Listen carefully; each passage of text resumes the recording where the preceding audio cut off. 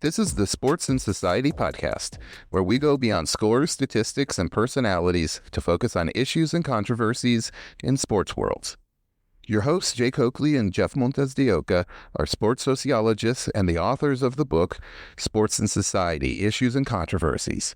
The episodes in this podcast give you a behind-the-scenes look at the textbook with stories from our lives as scholars and athletes, as well as providing analysis of ongoing issues and controversies in contemporary sport worlds. We welcome hearing your thoughts and analysis, so please use this space to engage with us about the textbook or any of the topics we cover in this podcast.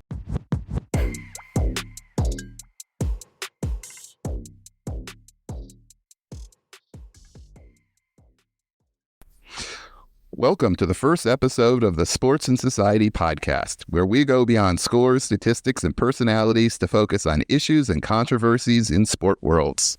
Hello, I'm Jay Coakley. I'm the author of Sports and Society, and I will be joined by Jeff Montez, and he is going to be a co-author on the revision for the 14th edition. And I look forward to working with him and doing the broadcasts with Jeff. Thanks, Jay.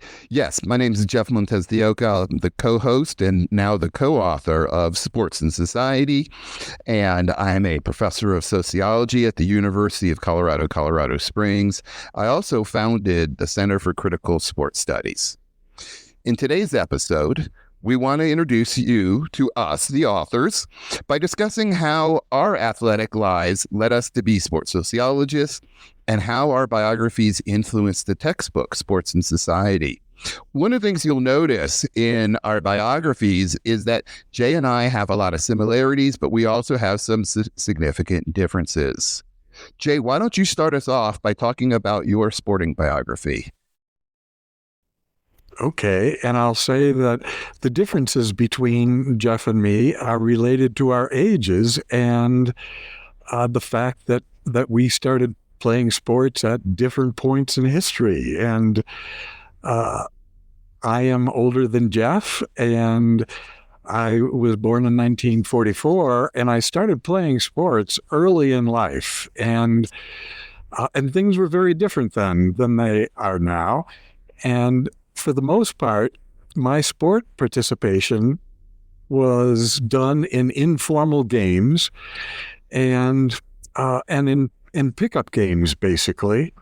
And I would say that even though Little League was started in the 1950s, and I played starting in 1954, by the way, for every hour that I spent playing in an organized sport, I spent 15 hours playing in informal games and pickup games, basically, that were made up by the players. So, and also I was the oldest of 6 children, and my parents gave me the freedom to go just about anywhere during the day, anywhere before dark, and do what I wished. So I played informal games in a variety of different sports all over the area where I lived in Chicago.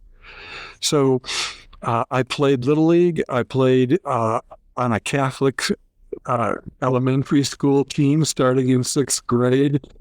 I played in CYO organizations in their leagues. I even played in a B'nai B'rith youth organization league. So, but basically, if you wanted to play sports a lot, you had to make up your own games with friends and peers at parks and basketball courts and tennis courts and so on. I was very lucky, privileged, so to speak, to live across the street from a park in the Chicago area. And in that park, I became a sport junkie, basically. I played baseball, basketball, 1-on-1, 2-on-2, 3-on-3, and all sorts of other games on the basketball court. Played tag football, played wiffle ball in the backyard and in the park, played foursquare tetherball. I ice skated playing hockey. My father was a silver skates racer in Chicago, so I also had racing skates. I had figure skates, and the park across the street had an area that was flooded every year by the fire department, so I had a lot of skating and played tennis, indoor and outdoor, handball, softball, golf, swimming, diving, snorkeling. So basically, I was doing a lot of different physical activities, and most all of them involved a lot of cooperation, as well as what I would call controlled competition. So when I played Little League, I biked to my practices. I biked to all my games. My parents didn't go to the vast majority of my games because they had other things to do. And that was actually a big benefit for me because I could articulate my sport experiences to them rather than them telling me what my experiences ought to be about. So I was really active in a lot of different sports. When I went to high school, and this is kind of a unique situation, I was the oldest of 6 in an Irish Catholic family, and I went to a preparatory seminary for high school to become a Catholic priest. And it was in the middle of the city of Chicago, and they had no varsity sport teams at that high school.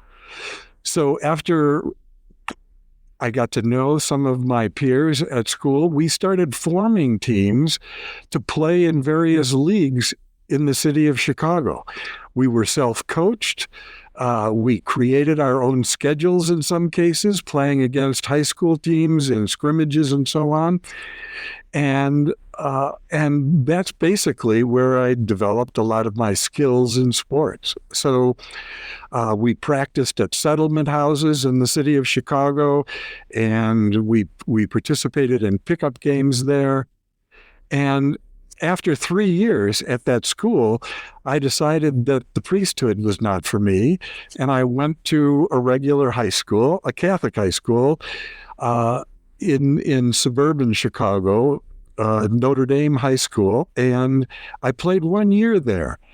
And I was lucky enough and good enough in order to be named to the All-Chicago All-Star team, and also honorable mention All-State.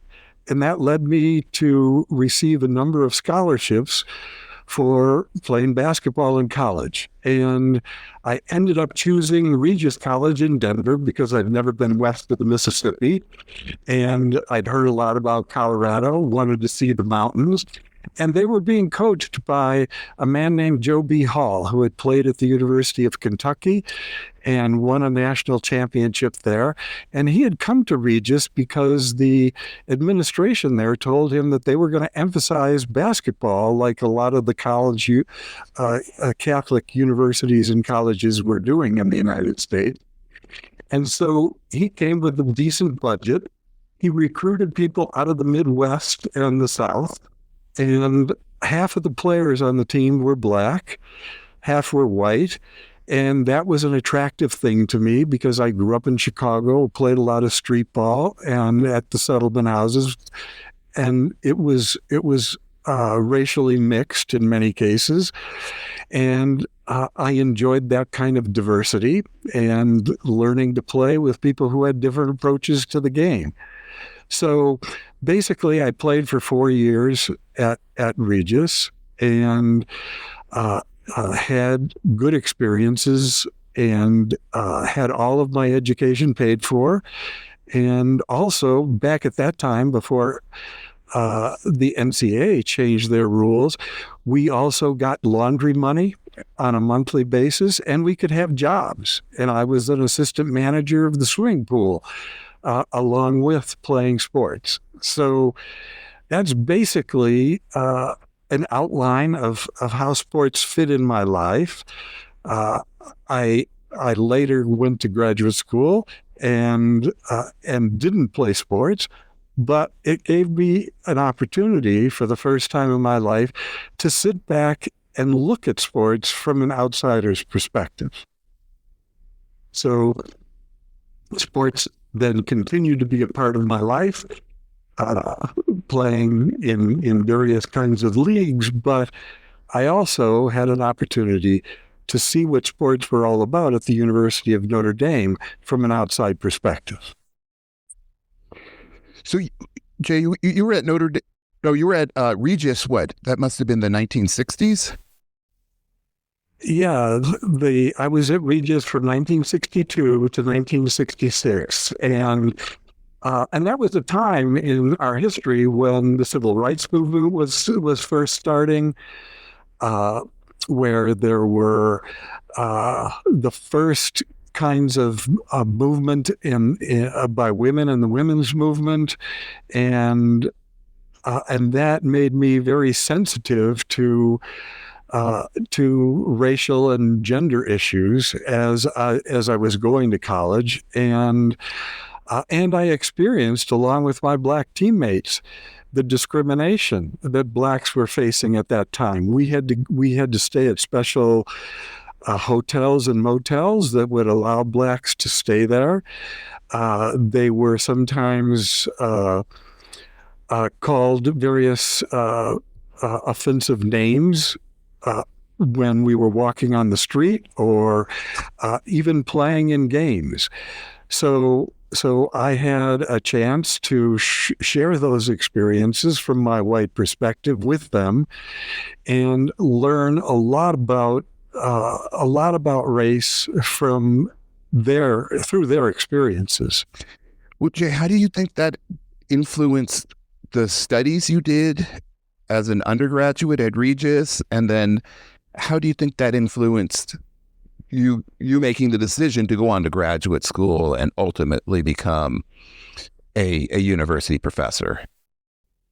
Yeah, it definitely had a major impact on me, because when I went to Regis, I intended to major in pre-med, and I wanted to become a medical doctor, and I signed up for courses in my very first semester there, a number of science courses that had labs in the afternoon.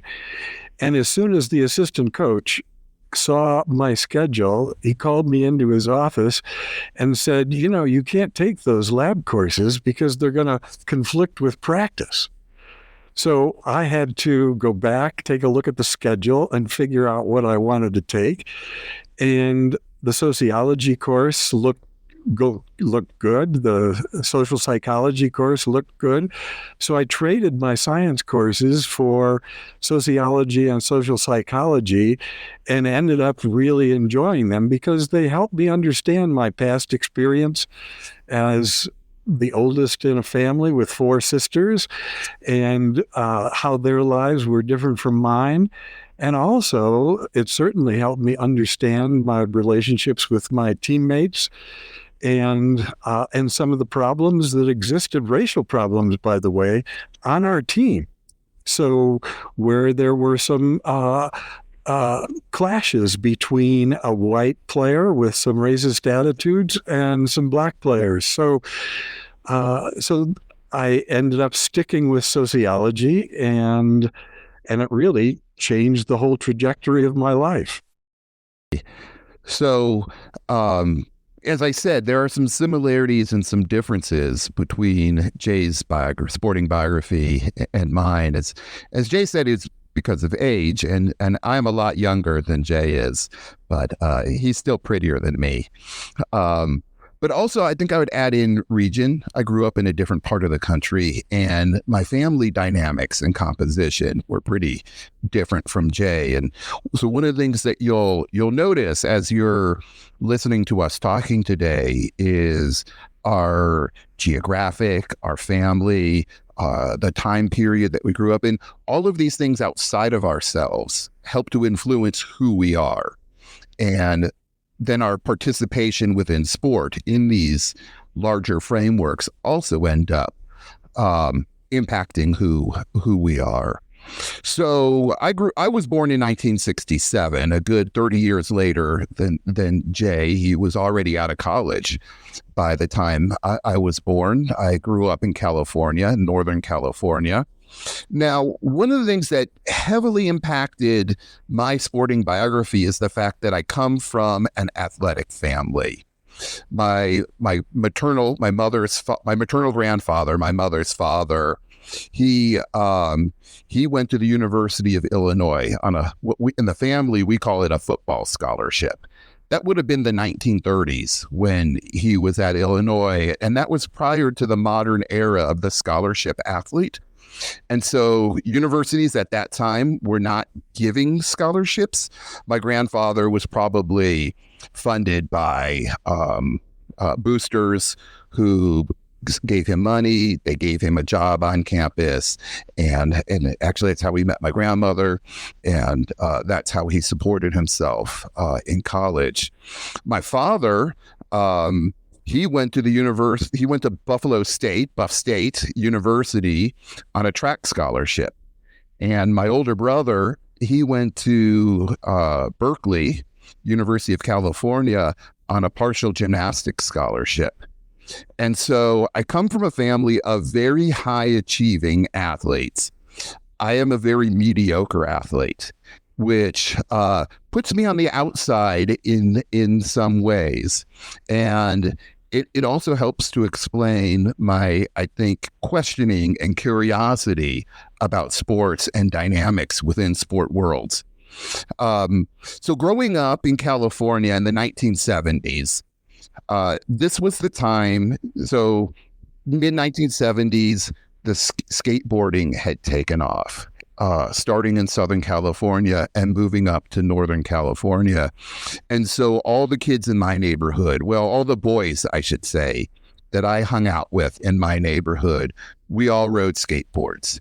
And they weren't the kind of skateboards you see today. They were little tiny banana boards. I remember one kid had metal wheels on his skateboard. Another kid had clay wheels. His clay wheels would disintegrate as he would go down hills. We didn't have swimming pools in Northern California, but we had the coastal range mountains that we did speed. We went down hills. It was a way for us as boys to test and demonstrate our courage. After skateboarding, BMX bike riding became a big deal. We used to set up jumps in front of the house. We would go to areas where jumps were built into the dirt, and we could, again, as young boys, test and demonstrate our courage. After that, roller skating became a big fad. A lot of these fads started in California in the 1970s, and I was a kid at that time. And so this is similar to Jay's experience in that this was a kid's world. We set the time, we set the rules, we decided what our sporting events look like. In addition to that, we played a lot of the neighborhood games, schoolyard games, neighborhood games. We played a lot of kickball, handball, dodgeball, foursquare, all of those sorts of games. We did a lot of this stuff out in the street in front of our house. That was really important for us. And I really didn't have any adult coaching until I got into high school and in the 9th grade, because one of the things that was really important for me growing up was watching football, American football, with my father. And football became a medium through which my father and I were able to build a relationship. And I'll probably talk about this. I don't know about today so much, but maybe in another episode of the podcast. My father, my last name is Montez de Oca, which comes from Spain via Mexico City. My paternal grandfather, moved to the United States from Mexico City. But my father grew up on his mother's reservation, the Cattaraugus Reserve, west of Buffalo, New York, and he grew up in the Thomas Indian School, which was an American Indian boarding school. So my grandfather, he never played football, but my dad grew up playing football because that was part of the boarding school education. And if you think a boarding school in the Northeast sounds fancy, American Indian boarding schools, they're probably the only schools that had their own graveyards, because a lot of children didn't survive in them. But in any case, my dad grew up playing football. And so the one thing he took from the boarding school that he liked was his passion for football. He played football in high school. He was too small to play at the college level. He ran track. And so as a kid, my brother didn't like football. My mom didn't like football.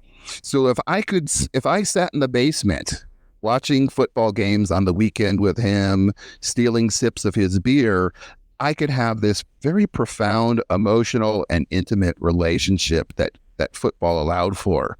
So when I was in the ninth grade, I went out for the high school football team, and that was the first time I ever had an adult coaching me.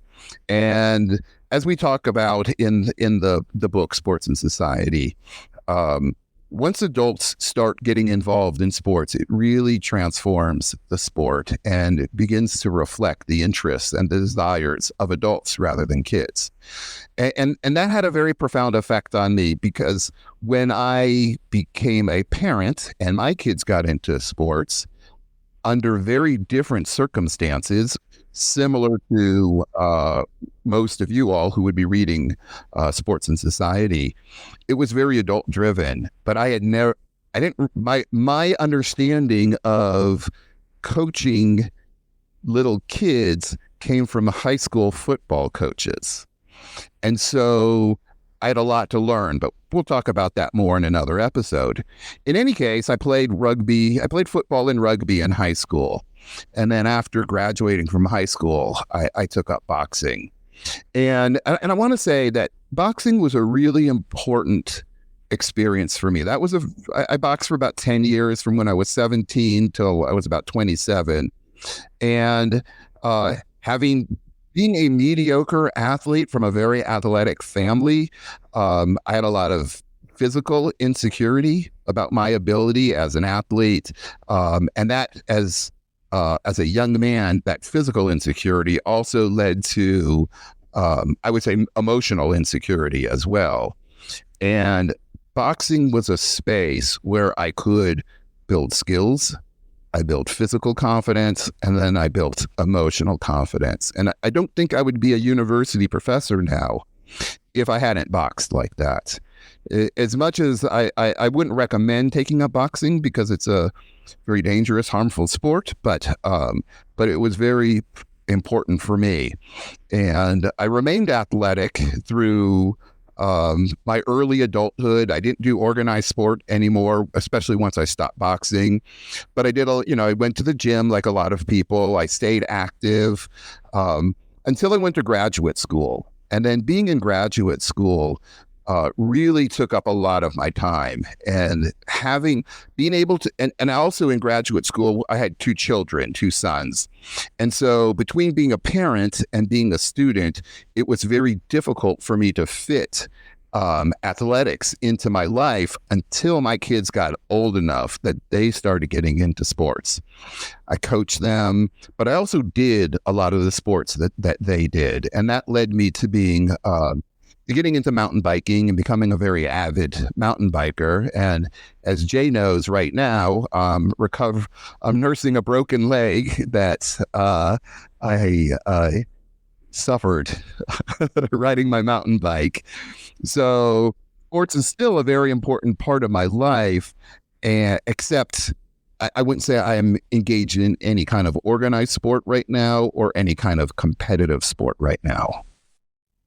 Yeah, Jeff, as I listen to you talk, one of the things that I learned while I was growing up and playing all those informal games, pickup games, is that I learned how to include people into those games so that they could exist. And when a pickup game starts, you have a certain number of players, and you choose sides, you make up rules, you figure out how the rules are going to be enforced, and they're all self-enforced, basically. And depending on the number of people who are there, you alter the dimensions of the game and how the game is played. So I learned a lot about cooperation in addition to competing. And one of the things that I understood as I got older is that if you're going to have a game where people are going to be good sports, where they're going to see their opponents not as enemies, but as individuals who make the game possible, I learned that playing those pickup games. And so there was this built-in emphasis on inclusion and accommodation that existed in those games. And that carried over into the rest of my life, my teaching life as well. And it was a very important part of my development. You know, Jay, I think this is one of the many things I really respect about you. So I think for me, growing up in such an athletic family, I really internalized the performance ethic. And what I mean by that is this idea that your performance and outcomes are incredibly important. And so I've always put a tremendous emphasis on competition.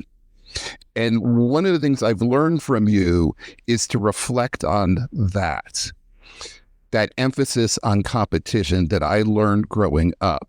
Because what that is that's a set of ethics, external rules that guide our social behaviors. And so I have throughout my life really embraced that.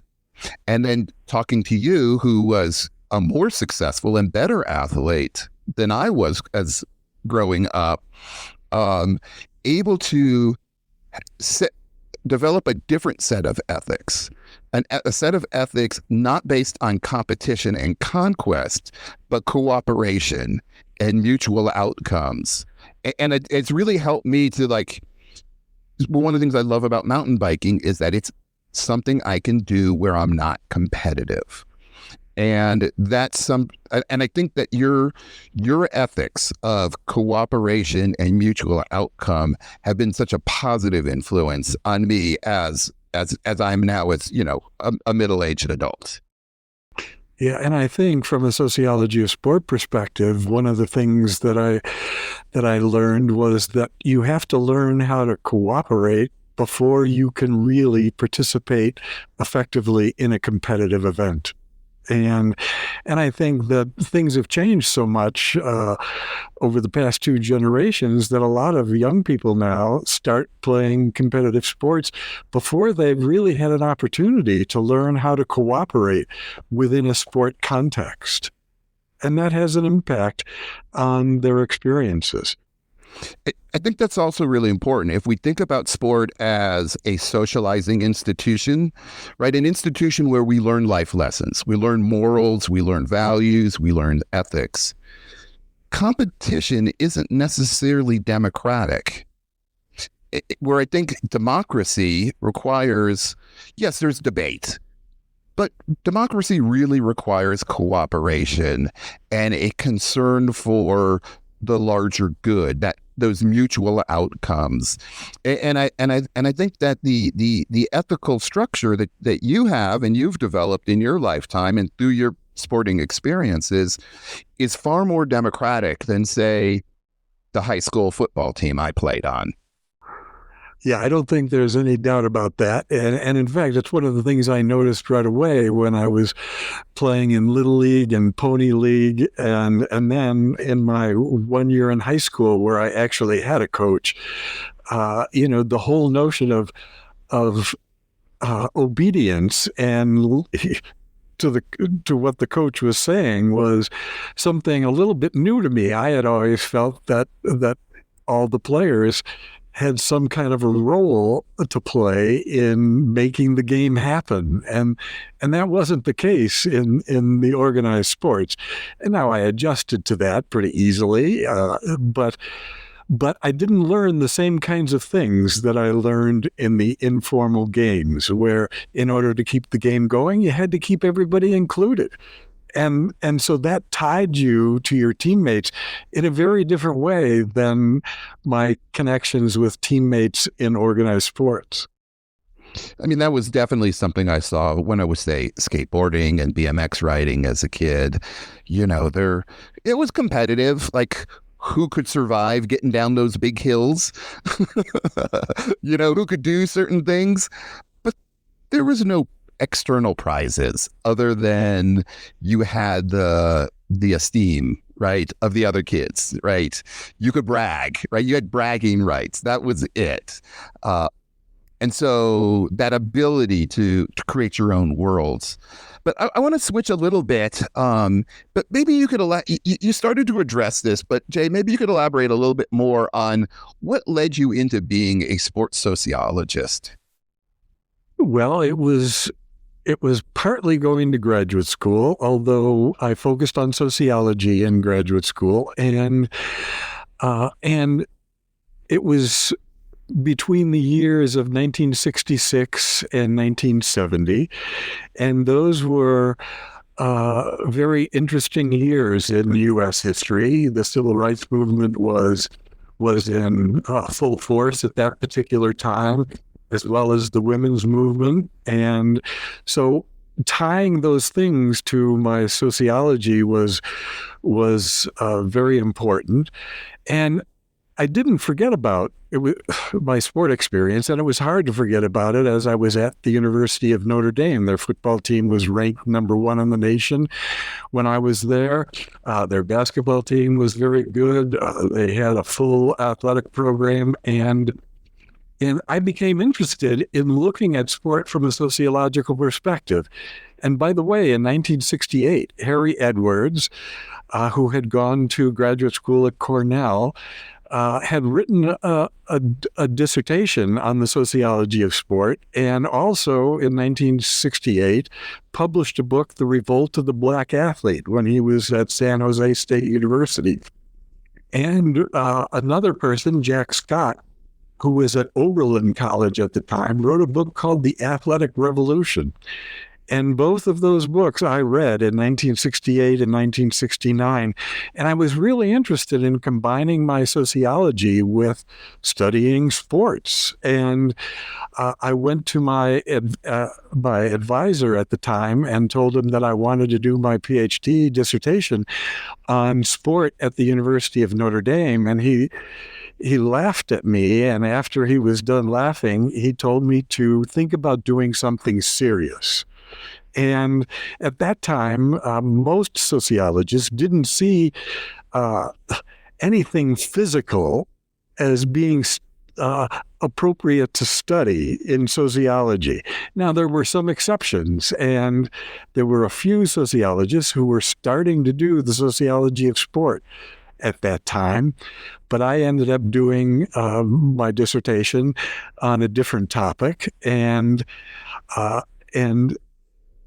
I started thinking about sport, and I wrote a couple of papers on sport. I never turned them in because I was afraid they were going to be rejected. But then when I took my first job at Northern Arizona University in Flagstaff, Arizona, after I got to know the lay of the land there, I offered a special studies course on the sociology of sport.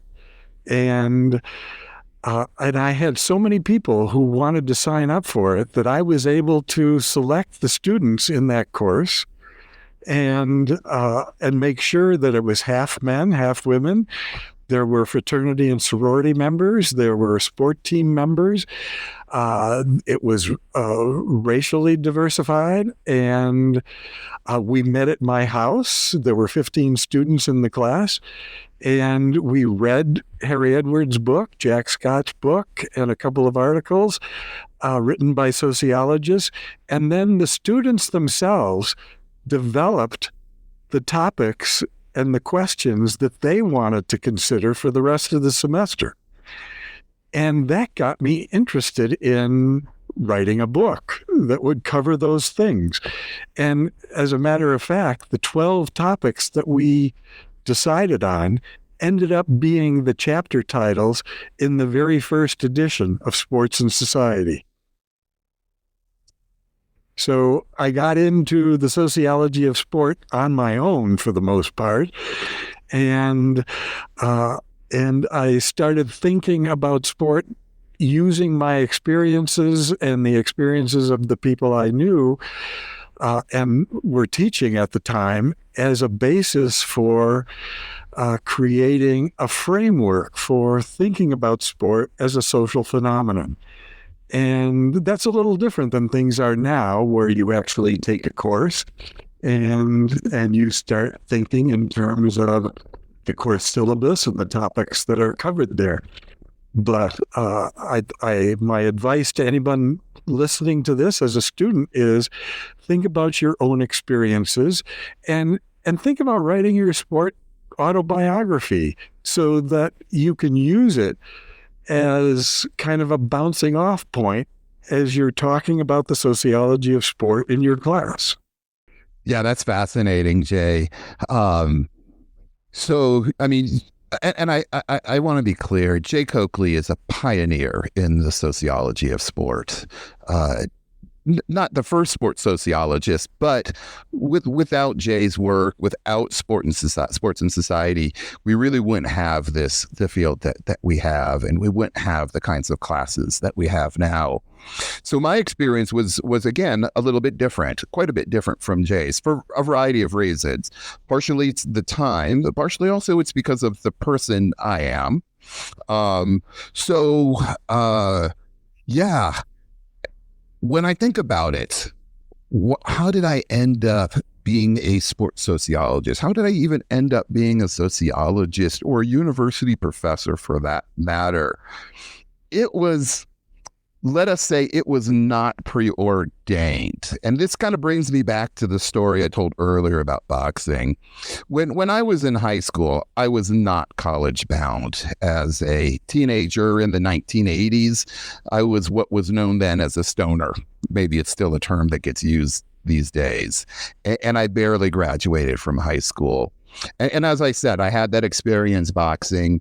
It was transformative.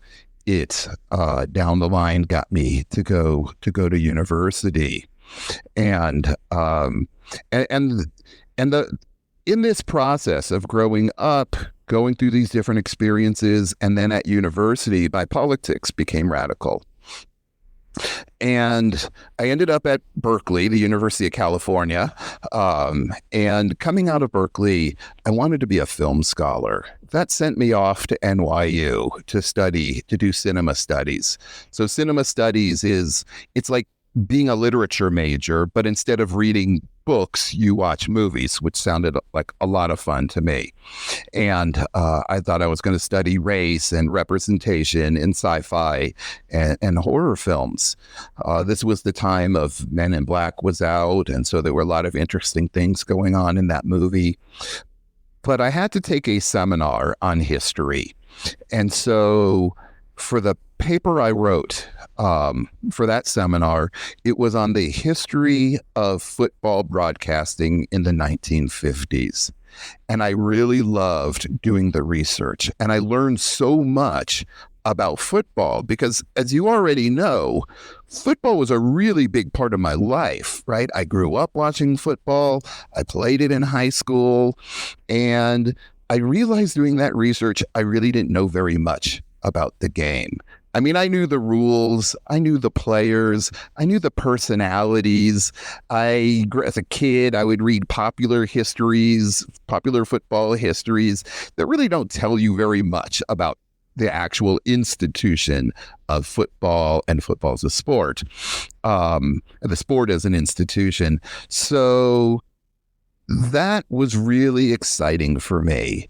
And I started doing more and more papers on sport and broadcasting. And my advisor at NYU said, hey, if you really want to study sport, film is not the place to study sport. There aren't many people that really study sport. Sociology is where sport gets studied. And in fact, the best sports sociologist out there is this guy named Michael Mesner at the University of Southern California. So I applied, I got in, and I took my very first sociology class at USC. And I was studying with a person who's a contemporary of Jay's. I think he's a little bit younger than Jay, a few years, probably about 10 years behind. Got into sports sociology probably about 10 years after Jay did. And so there was already a field for me to enter into. There was an academic organization for me to attend their conferences. There were senior scholars like Jay for me to learn from. And so I had to pick a topic for my dissertation, because that's what you do when you get a PhD, is you have to write a dissertation, which is like a book. That paper that I wrote in that history class became the basis of my dissertation. And I had to ask myself, why am I studying American football, right? Because as I said, I had these radical politics, and American football was so inconsistent with radical politics in so many different ways that we explain in Sports and Society. And I realized the reason I was writing that dissertation, I was studying football, was because I loved football. As much as I hated it, I also loved it. But the reason I loved it, as I think I've already explained, was because I loved my father. And I wanted to understand how this institution was so profoundly woven into the fabric of who I am, the person that I am. This history of the American Indian boarding school movement, right, was a part of who I am. My maternal grandfather, I didn't mention. I said he went to the University of Illinois on a football scholarship. Football was so important for him because, as a Jewish man, particularly in the 1920s and 30s, when he was growing up, Jewish men were seen as not real men, not very manly. Football was a space where he could compete with non-Jews and demonstrate how powerful, how strong, how tough he was. And that carried him throughout his life. And so trying to understand these things became central to the dissertation, and then that would end up being the first book I wrote, which was called Discipline and Indulgence. And so the sport is just so wrapped up in my life, in my scholarship. There are things I love about it. There are things that I don't love about it. I can even say I despise aspects of it. And that's part of what a sociologist, or any scholar really that studies sport, is trying to do, is to unpack all of these different sort of contradictory experiences and emotions and realities that we all negotiate in our everyday lives. Which leads me to a question for you, Jay. If maybe kind of briefly you can address, like, what were you trying to accomplish when you were first writing Sports and Society, and has that changed in many ways now that we're doing the 14th edition? Well, when I started writing, it was a learning experience, a complete learning experience. I was dealing with issues in some cases that hadn't been covered by other people, or a lot of other people, in terms of their research. Some of the questions really hadn't even been asked within the field at that time. And as I worked with the students in that special topics course, I was learning right along with them. And with every edition by the way, when I started writing this book in 1975, I had moved to the University of Colorado in Colorado Springs and left northern Arizona, partly because I was chased out. I was teaching a race and ethnicity class there, and my students had a very hard time understanding, my white students had a very hard time understanding how racism gets internalized by people just by being American. And that was something that they resisted. The racial stereotypes were a part of their lives. Related to sports, there were stereotypes about Black physicality that were based on racist ideas.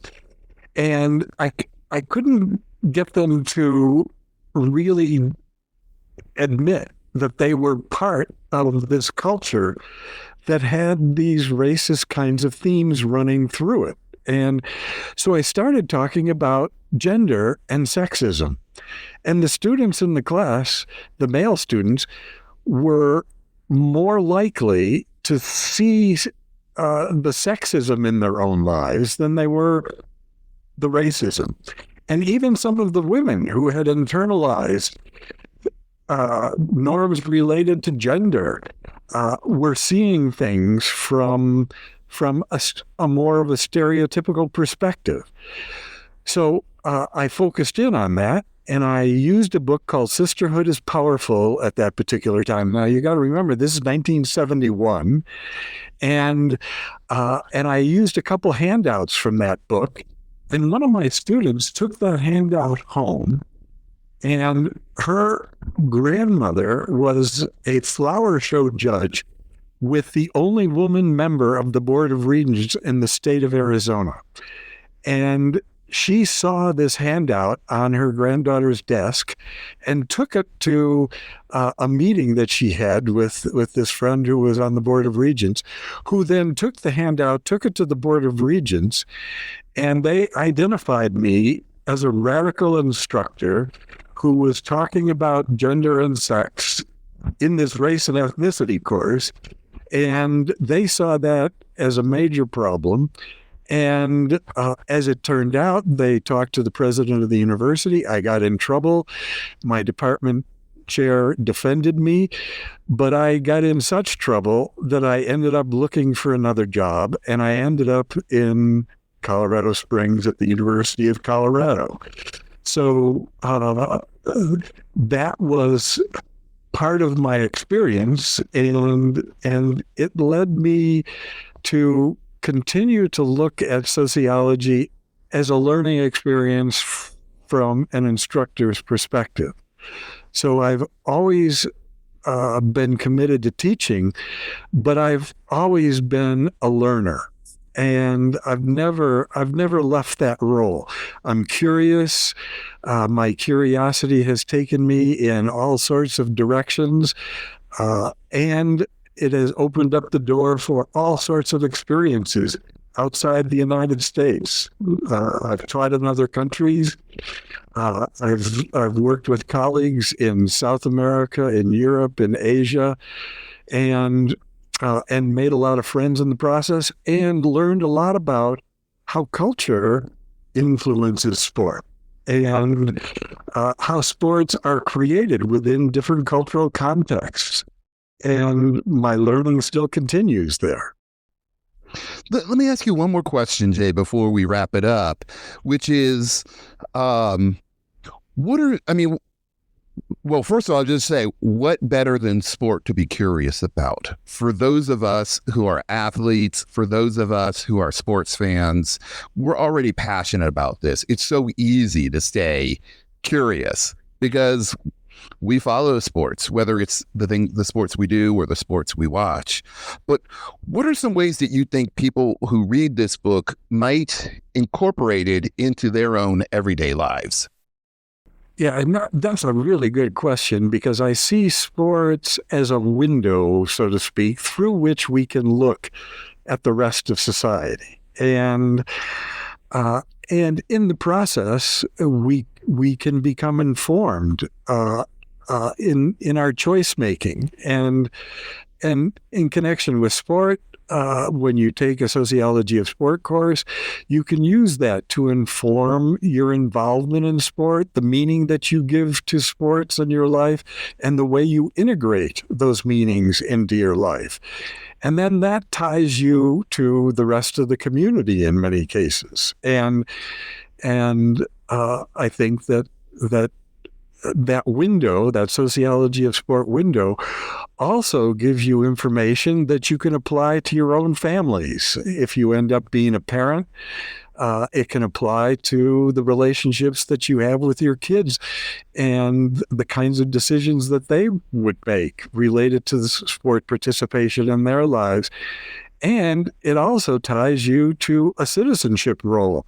What kind of a place does sport have in our educational system, in our communities, publicly funded sport programs, and as well as the private pay-to-play programs that exist now.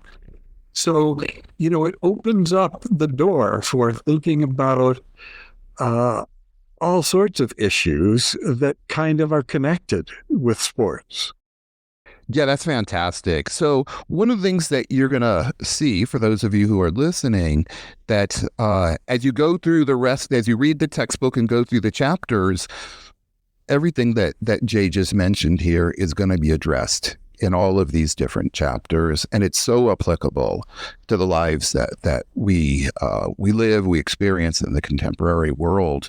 And we'll have the companion episodes for every chapter of the textbook, where we'll talk about our lives, insights that we wouldn't put into the print edition of the textbook, but will help enrich your understanding of the readings and then hopefully your own lives. In closing our session, I want to let you know that the content of Sports and Society has been strongly influenced by the students who read it. In fact, the chapter titles for the first edition, published way back in 1978, were developed by students in the first Sociology of Sport course that I taught in 1972. So after doing some basic readings in that course that discuss sports as social phenomena, the students discussed and identified the topics that they wanted to cover during the rest of the semester. And those topics became the core of their course syllabus. And a few years later, they became, in a slightly modified form, the chapter titles for the first edition of Sports and Society.